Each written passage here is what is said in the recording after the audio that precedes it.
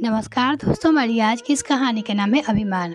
शादी के लिए देखने गई माँ ने समधन से कहा, सुरेश मेरा इकलौता बेटा है, जैसा नाम वैसा गुण।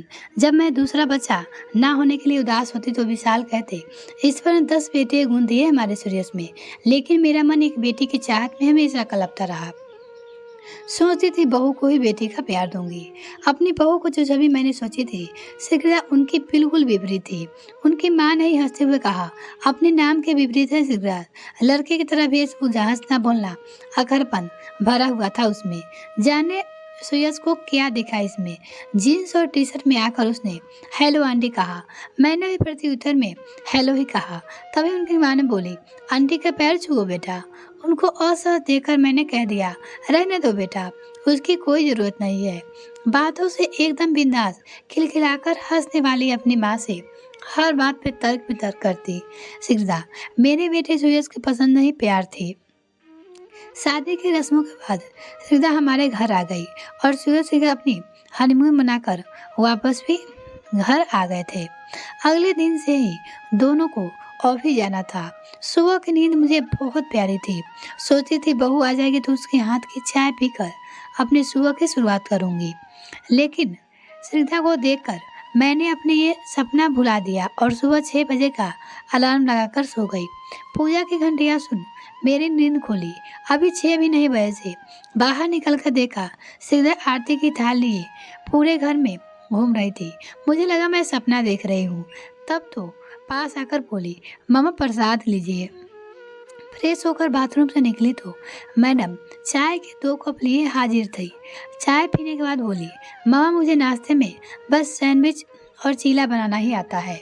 आप लोग नाश्ते में क्या खाते हैं? पीछे से सुरेश आकर बोला, जो भी तुम बनाओगे हम वही खाएंगे। वो अपनी पत्नी से बोला।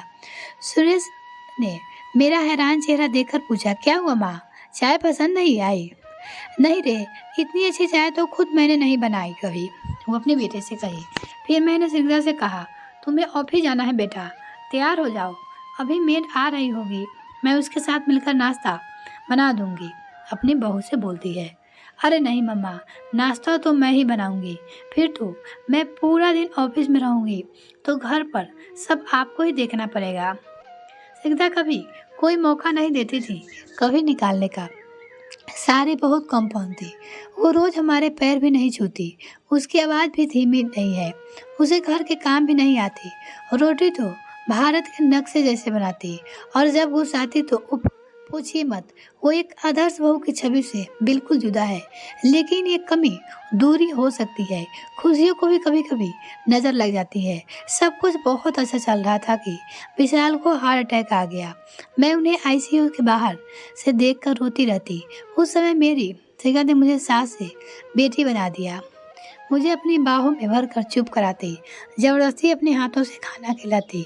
हर वक्त यही कहती, पापा बिल्कुल ठीक हो जाएंगे।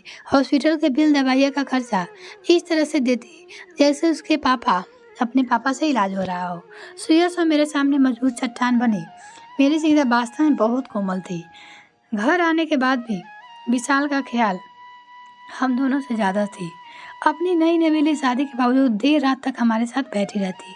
मासूम बुढ़िया सी बहू का सपना देखने वाली सास को एक मजबूत बेटी मिल गई थी, जिसका चोला पछताप था पर दिल एकदम देसी था। आज मेरे जन्मदिन पे सुयश ने कहा कि माँ तैयार हो जाइए, आपकी पसंद की साड़ी खरीदने चलते हैं। वो बोली, मुझे कुछ नहीं चाहिए, तूने सिगदा के रूप में मेरी जिंदगी का सबसे बड़ा तोहफा दे दिया।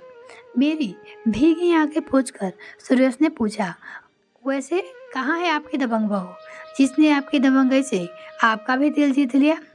तब तक सिगदा ने मेरे गले में अपनी बाहों डालकर कहा, हैप्पी बर्थडे मम्मा, और एक पैकेट पकड़ाते हुए कहा, ये दुनिया की बेस्ट मम्मा के लिए।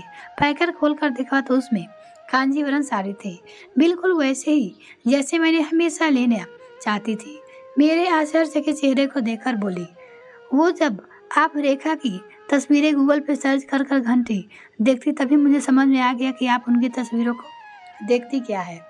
आपकी जोरदार हंसी के साथ उसने फिर से मुझे गले लगा लिया। खुशी में बहते आंसुओं को पूछकर उसने कहा, एक माँ के दिल की बात एक बेटी ही समझ आती है, ना कि मम्मा। और ये कहानी आपको कैसी लगी कमेंट सेक्शन में लिखना ना भूलें। वीडियो को देखने के लिए बहुत बहुत धन्यवाद। अगर आपने अभी तक चैनल को सब्सक्राइब नहीं किया तो प्लीज़ सब्सक्राइब कीजिए, साथ में बेल आइकन प्रेस करें ताकि मेरे और वीडियो का नोटिफिकेशन सबसे पहले आपको मिल सके।